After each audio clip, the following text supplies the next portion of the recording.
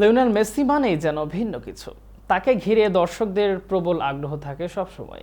তাই মেসির major league সকারের play অফে অভিষেকের ম্যাচটি একদিন এগিয়ে আনা হয়েছে। শুধু তাই নয়, ম্যাচটি দেখানো হবে বিশালাকার পর্দায়। প্লে অফের ম্যাচটি হওয়ার কথা ছিল স্থানীয় সময় 26 অক্টোবর, কিন্তু সেটি এখন আগের দিন এগিয়ে আনা হয়েছে।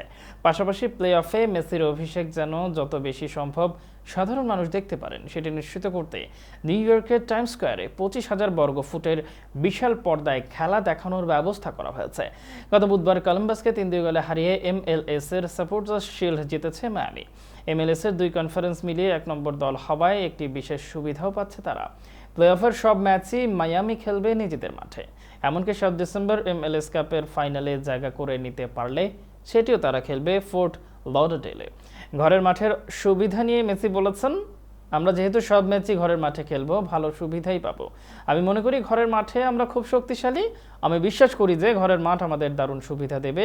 এখন শুধু নিজেদের প্রমাণ করতে হবে। MLS এর প্লে অফে মেসির অভিষেক ম্যাচ শুধু যে নিউ ইয়র্কের টাইম স্কোয়ারে দৈত্যাকার পর্দায় দেখানো হবে তা নয়, অ্যাপল টিভিও ম্যাচটি সবার জন্য উন্মুক্ত করে দিয়েছে। যারা MLS এর সিজন পাস নেননি তারাও এই ম্যাচ দেখতে পারবেন অ্যাপল টিভিতে।